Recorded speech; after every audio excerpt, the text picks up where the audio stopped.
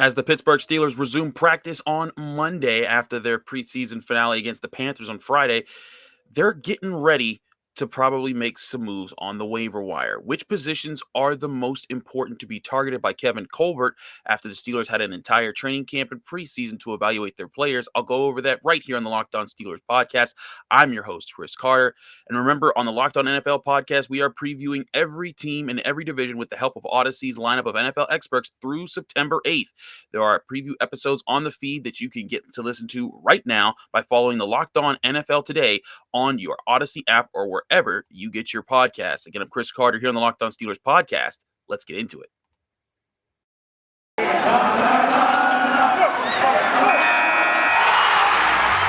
You are Locked On Steelers, your daily Pittsburgh Steelers podcast, part of the Locked On Podcast Network, your team every day.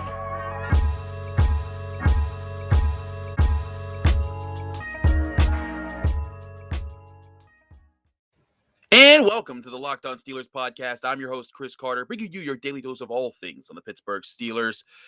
We're getting through it as always. Remember, if you want to subscribe to this show, you can get us on YouTube, Apple, Spotify, Google Podcasts, and Odyssey.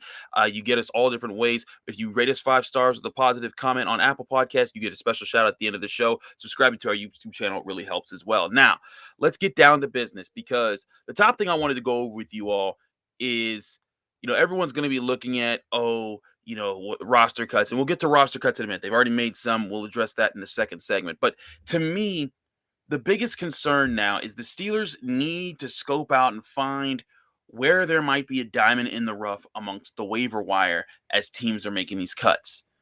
Now, for those who might not understand, as the NFL preseason comes to a close, everyone has until Tuesday, August 31st at 4 p.m. to announce their 53-man roster, which means all the guys that didn't make that roster, they then hit the waivers. Usually what happens is most of those guys go unclaimed by all the other teams in the NFL, and then they can get signed to the practice squad of the Steelers to keep them, with you so you can practice with them, call them up, et cetera, et cetera. So that's what the Steelers, have to do on their end, is make sure that a lot of their guys that they do cut don't get signed by other teams so that they can keep the ones that they want to keep around. But on the flip side, this gives you an opportunity to look at who you might be able to sign that other teams weren't able to keep. There's tough cuts all around. Everyone's looking at the Steelers and they're thinking like Matthew Sexton or, Cody White or some of those receivers that everyone was really excited about. Maybe there's a team that needs a fifth wide receiver and they're thinking, you know what, we could use a speedster like Sexton, or we could use a guy who flashed some playmaking ability like Rico Bussey. Those are the type of things that you can see. So what are those positions that the Steelers should target? Because it's kind of a waste of time to look at the waiver wire immediately and say, oh, they should go get this guy, because you never know who's going to come out. But it's important to look at what are the positions that the Steelers should target in the waiver wire. What I believe has jumped to priority is the offensive tackle position. Now, it was always something to keep an eye on. It was always something that you wanted to monitor. But, everyone was more concerned with off-ball linebacker until they signed Joe Schobert. Everyone was more concerned about, the cornerback position, maybe the edge rusher position before they signed Melvin Ingram. But it's clear that offensive tackle is kind of that extra spot that we're talking about here. And why? Well, we haven't gotten to see too much greatness from the offensive tackles. Now, Zach Banner played 12 plays in the preseason. He looked good in doing them. If he's healthy and ready to go for the season, more power to him, and that's what you want to see out of Zach Banner. He'll be ready to go. If he's ready to go, that's right tackle. You got that locked down. But Chukwuma Okorafor did not look all that good in the preseason, just being frank with you. There were a lot of plays that he missed, times where you're like, ooh, that was bad. And he didn't really fill out there. Now, the Steelers still seem content with him at least being the guy over Dan Moore Jr. I know a lot of Steelers fans are like, what are you doing? It's Dan Moore Jr. He had a much better preseason than Okorafor. Again, I remind you, veterans, when you're going, it's different in the preseason when, in the preseason, Mike Tomlin says this all the time.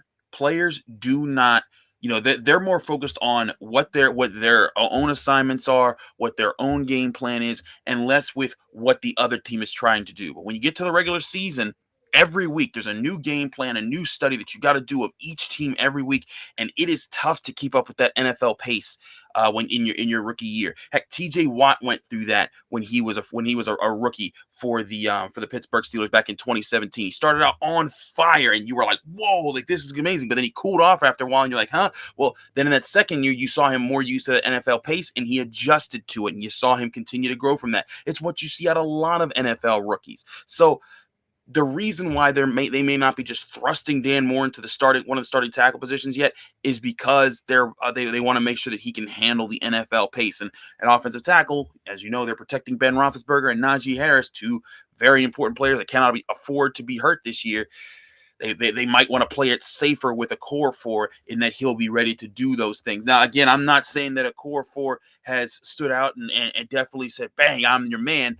But this is why I say offensive tackle might be your waiver wire spot. If there's an offensive tackle you feel like is an NFL caliber guy and a little bit more physical and plays that way, maybe they look and sign him, because right now you're looking at your offensive tackles being Zach Banner, Chukuma Okorafor, Dan Moore Jr., and Haig. Haig really hasn't shown you much. So what, if you could go get another NFL tackle, because the other thought here is, what if one of these guys go down? And then you're like, oh, snap, now you're really down a man. And Dan Moore Jr., he's not just the swing tackle anymore. He's got to fit in a spot. He's already admitted out in public he's not as comfortable with right tackle yet. And do you want Haig to be your guy? That's where I can see this coming to place. Now, another position of concern here will actually still be off-ball linebacker. My opinion, Joe Schobert, Devin Bush, going to play a ton this year. But there's 17 games in the regular season now. And that means that they're probably going to have to deal with a couple games where one of them are hurt, maybe even both of them. And I'm not saying that definitely both of them, but I'm saying they might want to get another off-ball linebacker who's better than Robert Spillane. Because Spillane, we were all excited about him last year, had a big hit on Derrick Henry, had a nice pick six on Lamar Jackson, had some good plays here and there, looked like he was fitting in the defense, but he was in a role. And now we've seen that when he's kind of isolated and the offense knows his weaknesses out there, they're picking at him. I mean, heck, the third stringers for the Panthers were picking at him. That's not good. Now, Spillane can stay on the team. He's a special teamer. He's still physical. You want him to grow from it. But you may need to go get yourself somebody else to back up Schobert and Bush in case one of them goes down, even if it's not for a whole game, if it's for a quarter. That stuff can really hurt you. So linebacker is a concern. There's another position that I think is a concern. It's cornerback, but not in the way that we've been talking about it the entire time. I'm going to get to that later in the show, though, because I want to talk to you guys about the roster cuts that happened over the weekend. Before I talk to you about those roster cuts, I got to tell you about one of our new sponsors, North One. North One is the better banking for small business owners solution, because serving small business owners is all that they do. North One allows you to manage your money from anywhere, whether you're at home or on the go. Everything you need to manage your business finances is at your fingertips. You'll never step foot in a bank branch again. In addition to the features you'd expect, like mobile check deposit, cash withdrawals, the ability to send and receive ACH and wire payments, North One is also an FDIC insured account that can save you both time and money. North One integrates with all the accounting software you already use, saving you hours of manual bookkeeping. And with North One's envelope feature, you can automatically budget and save for things like rent, payroll, taxes, and more. With North One, you'll never pay overdraft for NSF fees again, saving you hundreds of dollars per month. To get started, visit apply.northone.com/locked. Again, that's apply.northone.com/LOCKED. North One, business banking made for America. And of course, we're also sponsored by betonline.ag. It's that time of the year again, and all eyes are now turning to football as teams are back on the gridiron ready to start the season. As always, BetOnline is your number one spot for all the pro football and college football action this season. Get all the updates on odds, props, contests, including the $500,000 NFL Mega Contest and the $200,000 NFL Survivor Contest, open right now at BetOnline. Head to the website or use your mobile device to sign up today and receive your 100% welcome bonus. Be sure to take advantage of their opening day super promo. That's make a bet on the Thursday, September 9th season opener between the Super Bowl champion Buccaneers and the Dallas Cowboys. And if you lose, your wager will be refunded up to $25. BetOnline is the fastest and easiest way to bet on all your favorite sports, from football, basketball, to boxing, right down to horse racing. Don't wait and take advantage of all these great offers available for the 2021 season at BetOnline, your online sportsbook experts. We're keeping it rolling here. So when we do back-to-back ad reads, we keep it rolling here on the Locked On Steelers podcast. Now, we'll get back to cornerback in a minute. But I wanted to talk to you guys about the cuts that have been announced already. Now, the Steelers have trimmed it more. I believe they have 17 more players that they need to cut to make their 53-man roster. But these are the 8 players that were cut. And, we wanted to talk about who these players were, how they did, and, whether or not maybe they're practice squad guys that you want to bring back. Those names were running back Tony Brooks-James, cornerback Shakur Brown, defensive tackle T.J. Carter, wide receiver Anthony Johnson, cornerback Lafayette Pitts, guard Malcolm Brigden, wide receiver Matthew Sexton, safety Lamont Wade. Now, probably the name that pops off to everyone immediately is Matthew Sexton, because let's face it, this guy was looking really good throughout training camp and preseason. He was fielding punts. He was really fast, runs a sub 4.4 speed, was making plays in training camp, made a couple really good returns in the first 3 preseason games. And then disaster struck in this final preseason game when he bobbled the snap. And I said this in my bonus episode that I put on YouTube and on our podcast channel for Saturday, just reviewing the game from Friday. But I mean, that's just how hard it is to make the NFL. Matthew Sexton ran a sub 4.4. He's a lightning in a bottle on the NFL field. He had a really good training camp, a really good couple preseason games, really good returns, and 2 muffed punts. And he's cut amongst the first 8 that go after that last preseason game. That's how hard it is to make the NFL. That's why these guys are such amazing athletes, and all the competition is fierce. And it's also why you'll watch those preseason games, because that's when you learn the stories of those guys that didn't make it, and they're still phenomenal athletes. It's just you got to be the cream of the crop to be on to even be on an NFL roster. Now, other guys that may jump out, Shakur Brown, a slot cornerback that, back in draft season, if you remember way back in March when everyone was projecting who should go where, Shakur Brown was one of those guys that people were saying, oh yeah, mid-round slot cornerback, he'll fit right in, he'll make that happen. And then he went undrafted, and the Steelers got him undrafted, and it was like, whoa, that's a steal. Wow, you got Shakur Brown, and now he's cut. Now, I will say this, Shakur Brown, I don't think he did anything poorly, but it was just a matter of you didn't make an impact as a rookie in the slot. Antoine Brooks, got cut because he was injured, or he's going to be on injuries, or they're working that out. Arthur Marlette, you didn't do anything to really, push the veteran per se, and he's the guy that's still on the roster. But Shakur Brown is a purebred slot cornerback, and you didn't see enough out of him. I expect him to be practice squad guy and to be a guy that they keep around and to see if he can grow from there. But that's just it's just a really tough spot. You only have so many opportunities in training camp and preseason to make a true mark for yourself. And if you're not being explosive and making those splash plays or making your presence felt on the field more times than not, then you're going to get pushed to the back. That's something that Mike Hilton did. I remember I was there for his 2017 training camp practices when he would fly all over the field. He'd be making tackles, making breakups, and every time he make a break, he'd say, "I'm too small, coach." And Mike Tomlin, after the 5th time hearing, he's like, "All right, Mike Hilton, we hear you. You're too small." But the fact was that he had to keep seeing him because he kept making plays. Shakur Brown just didn't get to do that this offseason or this preseason. We'll see if he gets to bounce back in his career. Other guys here, T.J. Carter, a guy they signed, in the middle of March. It was kind of a nothing signing, and just the defensive line is just too stacked. I'm sorry, there's going to be a lot of that. Tony Brooks-James, an interesting running back option who, they were hoping could get some special teams, but again, no surprise there. Anthony Johnson, I thought, did well enough in these preseason games. He got open, made some good catches, was doing well in training camp practices. But again, loaded wide receiver room. What are you going to do? Matthew Sexton didn't make it. That means you're not making it. Cody White's still out there looking like he's battling for the 5th spot. But I still think that's going to Ray McLeod, even though he did have a rough Friday night. Lafayette Pitts, a former Pitt guy. Actually, crazy enough with Lafayette Pitts being his name. But him being there, no surprise there. No surprise with Malcolm Brigden at guard. And the safety option, Lamont Wade.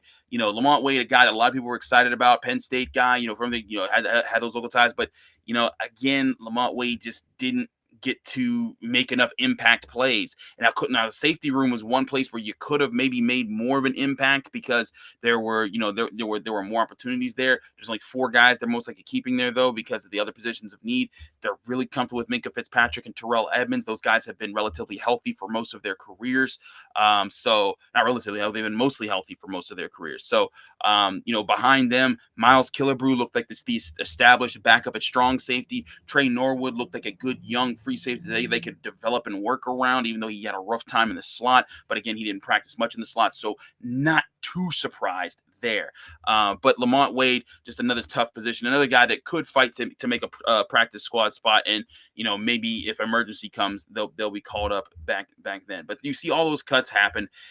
Shakur Brown, there's something interesting about the cornerback position, because I want to get into this in the third segment more, but going into even before the first preseason game, even after the first couple preseason games, all Steelers fans have been talking about is, man, can they trade for Stephon Gilmore, Patrick Peterson, or these big name cornerbacks?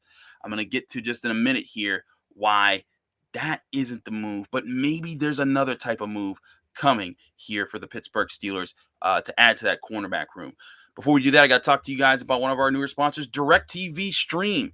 Does this sound familiar? You've got one device that lets you catch the game live, another that lets you stream your favorite shows. You're watching sports highlights on your phone, and you've got your neighbor's best friend's login for the good stuff.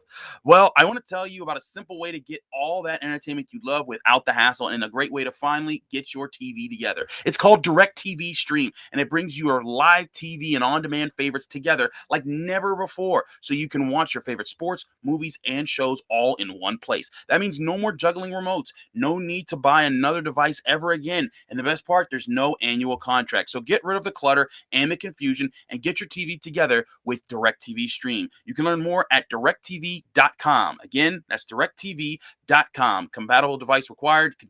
Content varies by package. And of course, we're also sponsored by Built Bar. If you want a healthy treat that tastes like a candy bar, Built Bar is the protein bar for you. It's the official protein bar for the U.S. track and field team, and it comes in so many different flavors. Whether you want a fruity snack like raspberry, strawberry, or orange, or something different like salted caramel, cookies and cream, Rocky Road, or my personal favorite, double chocolate, Built Bar has so many flavors to enjoy. And the best part, they're all healthy. They range from 130 to 180 calories, 17 to 18 grams of protein, but they only pack 4 to 5 grams of sugar and 4 to 5 grams of net carbs. That's a tasty and healthy snack that'll save you from eating that snack you'll regret later, and stay on task with anyone's diet. Order today and get your favorite flavor delivered right to your door by going to built.com and use the promo code LOCKED15 to get 15% off your next order. Again, that's promo code LOCKED15, LOCKED15, all capital letters, all one word, for 15% off at built.com. And like I said, when we do back-to-back ad reads, we keep it rolling here in the Locked On Steelers podcast. Let's get back to this cornerback position, because I teased this in both segments. I wanted to get to the final segment here about the cornerback spot. Now, again, going into this preseason with Steven Nelson gone and Mike Hilton gone, everyone's like, oh, the Steelers, you got to go get a cornerback, another cornerback somewhere, because Cam Sutton, maybe you want him in the slot, but I think the Steelers are a little bit more comfortable with their depth than most people might think. And they kind of alluded to this in minicamp when they were saying, there's some positions that we're a little deeper than people give us credit for. And I think that they were maybe hinting at cornerback. Now, I will say this, through the first couple weeks of training camp, I was like, man, cornerback, you kidding me? Because, I'm all for James Pierre, Cam Sutton, Joe Hayden, but Justin Layne was not looking good. You didn't know what you had in Antoine Brooks because he was hurt. Arthur Marlette, you weren't sure what was going on with him. You were still evaluating him. And then you had like Mark Gilbert, who, good job for what you did. But again, you have very few known commodities in that cornerback room. But I will say this. I do think that Cameron Sutton and James Pierre have established themselves as your 2 and 3 options on the field next to Joe Hayden at the cornerback spot. And I do think that they'll see if Arthur Marlette, he had an ankle injury. He's supposed to come back. Mike Tomlin said last week, at the start of their week of practice, that he was day-to-day with his injury. We'll see if that holds up. But if he is, I can see Sutton taking a lot more snaps in the slot and Pierre lining up outside and getting the start at the outside cornerback position whenever they go nickel.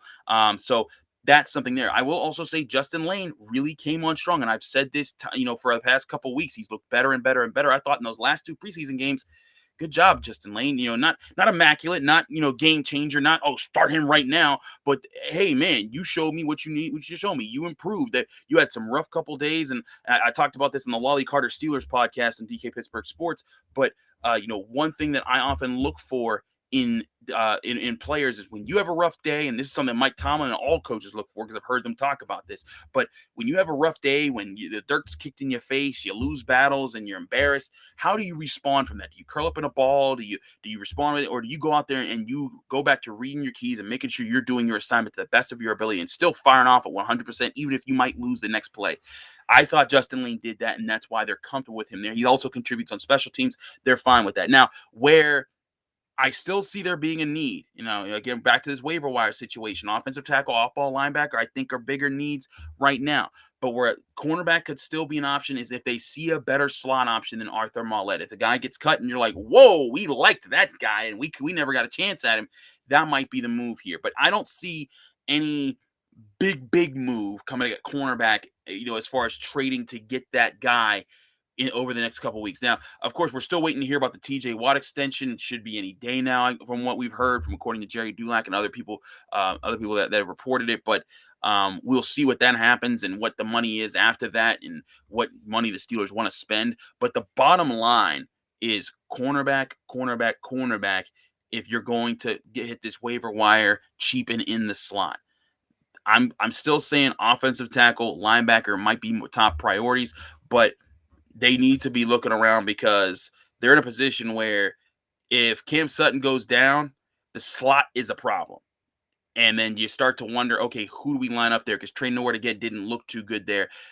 If Arthur Maulet's down and Cam Sutton's down, that's a tight spot because then that slot cornerback becomes a major position of need. I know that they were moving Joe Schobert out to help out in that slot area when there was a tight end there, but you don't want him doing against receivers. So if there's a waiver move to go get a cornerback, I perceive it will be a slot option, not an outside guy, not a top tier guy, just a cheaper guy that can be like, hey, you know what? You got NFL experience. We know you have that NFL pedigree. We're putting you here, plug and play. Let's rock. And then maybe they'll see when Antoine Brooks gets healthy again, if he can play that position the way that they were hoping he would. Because again, he was the front runner for that position. And it looked like they were extremely deep at slot because you had Antoine Brooks, then Arthur Maulet, then you had Cameron Sutton to play around with if all went worse. So that's my situation here. But again, watch out for the waiver wire. I know that the Steelers are making cuts, but part of those cuts might be extended by if they sign a guy that another team cuts and they make moves that way. So stay tuned. We'll be keeping you up to date with those cuts as they get announced here on the Locked On Steelers podcast. I'll be at Steelers practice on Monday, so do stay tuned with my Twitter account at Carter Critiques, where I tweet out things that I see here and get to know. So if you want to keep up with that feed, keep up with that there. You can also follow me on Instagram at Carter Critiques. If you're enjoying the show, please subscribe to us. We're on Apple, Spotify, Google Podcasts, and Odyssey, and of course YouTube. Subscribe to our YouTube channel. Leave us a 5-star rating with a positive comment on Apple Podcasts, and you get a special shout out at the end of the show. Thanks again for watching/listening to the Locked On Steelers podcast. I'm your host, Chris Carter. Be back in your ears tomorrow with more on your Pittsburgh Steelers.